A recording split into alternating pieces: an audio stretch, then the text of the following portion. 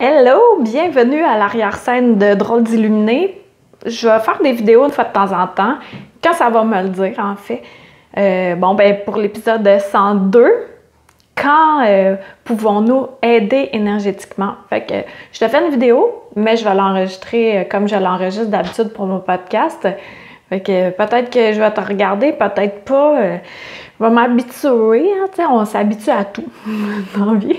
Fait que je commence normalement.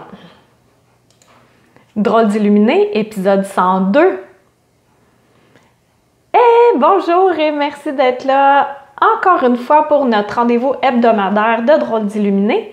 Épisode 102, chaque fois ça me surprend de dire 100 quelques. Je suis assez impressionnée parce que j'avais fait Chronique croquante jusqu'à épisode 100, jusqu'à ce que je change de catégorie pour aller dans la spiritualité. Ça, c'est mon chat qui a jeté mon agenda à terre. Il dort et il projette des objets par terre. Ben c'est ça, puis j'avais changé de catégorie. Et là, c'est les premières fois que je dis 100 et quelque chose. Donc, ça me fascine à quel point le temps passe vite, puis à quel point que des idées, on en a tout le temps. Et l'idée que j'ai eue aujourd'hui pour toi, pour le podcast, c'est quand peut-on aider énergétiquement parlant? C'est une question qui m'a été posée récemment, puis en même temps que j'avais réalisé peu de temps après. Tu sais, tout est dans tout, là. Mais souvent, c'est comme ça. On reçoit une réponse avant de le réaliser, ou on le réalise puis on reçoit la réponse après, ou c'est simultanément. Eh bien, parce que là, tu sais, il y a quelque chose qui se passe planétairement parlant. Je te le dis pas c'est quoi, devine. Tu sais, il faut rigoler, hein, parce que sinon, là, ça va pas aller dans la tête. Et puis, il y en a plusieurs qui veulent aider d'autres personnes. Fait que quand est-ce qu'on est apte à aider énergétiquement parlant?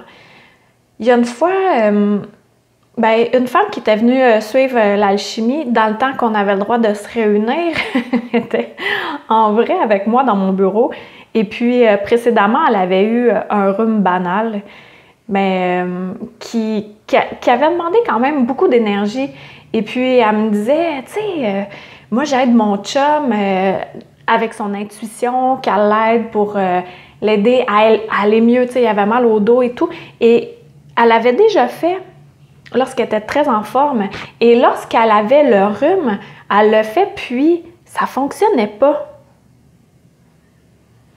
Et là, elle me demandait, c'est-tu normal, ça, que ça fonctionne pas quand je suis malade? C'est totalement normal, c'est absolument normal. Quand tu es malade, quand tu es plus faible, quand tu es en SPM, ça aussi, je vais en parler après, ben tout ça, ça fait que tu as besoin de ton énergie à toi, tu peux pas aider les autres pendant ce temps-là. Toujours la même histoire par rapport au masque. Tu sais, le masque dans... Mon chat, il passe devant, là. Ouais, c'est ça.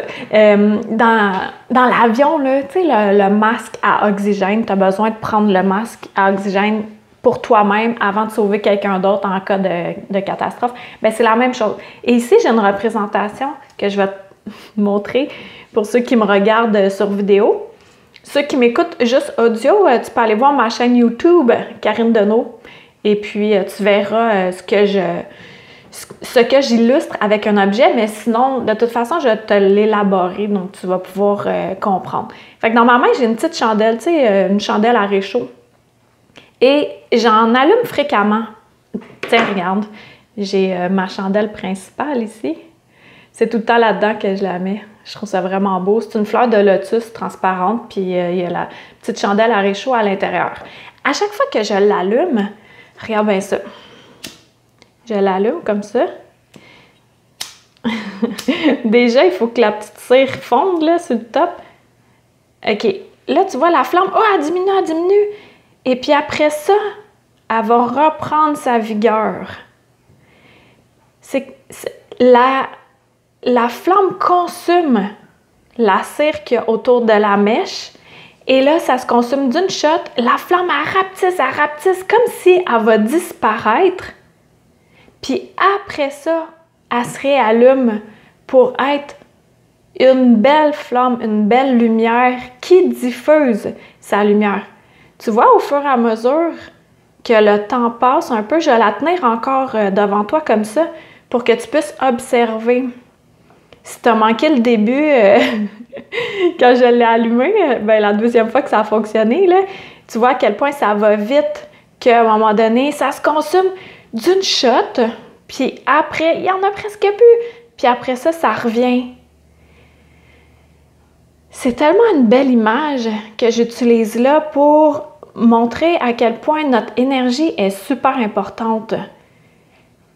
Je me suis rendu compte je vais dire encore à quel point, que l'énergie, notre énergie, c'est ce qu'on a de plus précieux. Puis ça, c'est directement imbriqué avec la santé. Plus que mon énergie est correcte, plus que je suis en santé, plus que je suis en santé, plus que mon énergie est correcte. Tu vois, là, la flamme, elle prend de plus en plus d'ampleur. Je commence à avoir sincèrement mal au bras, là, mais on continue à la tenir pour ça, là, pour le plaisir visuel que tu me vois tenir une chandelle. Puis ceux qui sont juste en audio, tu peux quand même t'imaginer que c'est passé, ce qui s'est passé. Donc, si on a, tu sais, l'expression, là, brûler la chandelle par les deux bouts, ben à un moment donné, c'est qu'il n'y a plus de cire, ça se consume plus, là, c'est terminé, là. Même si tu as encore une mèche, ben tu veux l'allumer, ça ne fonctionne plus. Elle a donné son maximum de ce qu'elle pouvait donner. Et là, cette chandelle-là, je la tiens comme ça, et ça, là, sa flamme, elle commence à prendre encore plus de vigueur. Et puis, pour nous, quand on se consume d'un seul coup, comme au départ, quand j'ai allumé la chandelle, la cire s'est toute consumée, et là, il y avait une grande flamme, et ensuite, ça a diminué super bas. Puis là, on aurait dit qu'elle était pour s'éteindre. Et après, elle a repris sa force pour redevenir une belle lumière égale. Ben égale, pas tant que ça, parce que si je souffle un peu, elle vacille, mais elle reprend. Donc, là, je vais un peu plus loin de ce que j'avais pensé parce que chaque fois que je fais un podcast, je me connecte et des fois, souvent, je sais même pas ce que je vais dire en fait. Puis c'est de la canalisation simple et pure. Là, cette représentation-là, c'est pour montrer à quel point c'est important que tu gardes ton énergie pour toi quand tu en as besoin. Là, cette flamme ici devant moi, devant nous, devant vous qui regardez la vidéo sur YouTube ou sur mon site internet aussi, je vais mettre là. Eh bien, la flamme est là, puis elle fait son travail de flamme, soit elle chauffe un petit peu, puis elle propage sa lumière, puis ensuite de ça, elle peut allumer. Ici, je vais juste mettre l'essence, je ne vais pas activer la pierre, je fais juste allumer l'essence, hop, ça se propage, tout seul. Là, je vais la déposer, là, tu as compris le principe. Puis, quand on n'est pas bien physiquement, quand on est malade, ben on ne peut pas venir allumer quelqu'un d'autre aussi vif, de manière aussi vive qu'on aurait voulu le faire en temps normal. C'est un moment où on ressent notre énergie et puis ensuite de ça, on va pouvoir la distribuer à nouveau. Et ça, c'est important d'en prendre conscience, surtout en ce moment où je te parle, où il y a de quoi de gros, un beau gros changement qui se produit planétairement, de conserver ton énergie, puis de la distribuer, d'en donner quand tu peux en donner. De te recentrer, de revenir en toi-même. Là, il va y avoir bien des changements, là. Ça va brasser. On est tous dans le même bateau. Puis le bateau, on l'appelle la Terre. Ça va brasser, mais plus qu'on reste calme, plus qu'on reste centré, plus qu'on sait qu'on a notre lumière interne qui est toujours là, bien, plus qu'on a la foi, plus facilement on va passer au travers des intempéries. On va réussir à passer au travers quand ça va souffler. Ça va souffler, mais ça ne va pas nous éteindre.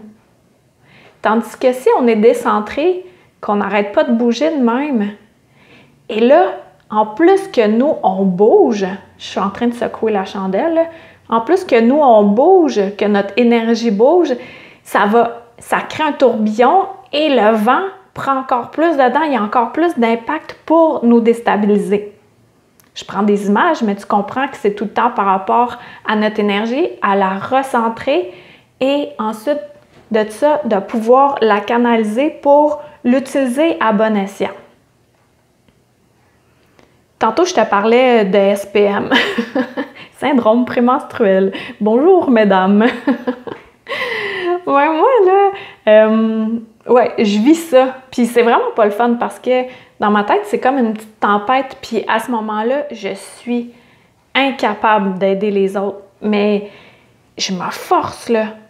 Mais plus que ça va, plus que j'achève d'avoir des SPM, mieux que je comprends qu'il est important pour moi d'avoir 2, 3, 4 jours où je m'isole le plus possible, où je dis non aux sollicitations qui me viennent de toutes parts pour dire oui à moi, pour refaire ma flamme. Parce que c'est comme si à la fin, juste avant que je sois en SPM, c'est comme au début, là, quand j'ai allumé la chandelle, ça vient se consumer. Comme là, j'ai de l'énergie, puis après ça, ça redescend super bas. Et là, ça me prend quelques jours pour que ma flamme revienne comme elle était, stable et utilisable à volonté, puis pour tout le temps, là, qu'il y en a tout le temps, c'est renouvelable, qu'il y en a tout le temps. C'est ça qui est le fun, c'est qu'un coup qu'elle est bien activée, ta lumière, un coup que tu es bien centré, un coup que tu le ressens, c'est quoi ça, la lumière interne? D'ailleurs, je te dis tout de suite, l'épisode 103, ça va être par rapport à notre feu intérieur, notre soi supérieur. C'est quoi ça? Puis comment on fait pour le ressentir?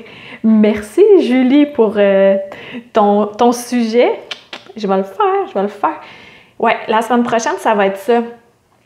Mais là, je vais me concentrer sur quand est-ce que tu peux aider énergétiquement parlant. Là, il y a bien des réunions planétaires à distance, bien entendu, qui se créent pour faire des méditations. Bien, choisis, hein? Toi, si de ton côté, tu décides de méditer seul ou de prier, mais que ça soit pour le bien de tous, c'est vraiment parfait.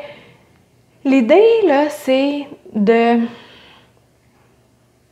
prendre conscience que maintenant, tout ce qui est en lien avec le « je me moi », le « je me moi », mi, mo, et qu'il n'y a plus de lien avec l'extérieur, ça va prendre le bord, puis il est à temps que l'individualité comme ça cesse.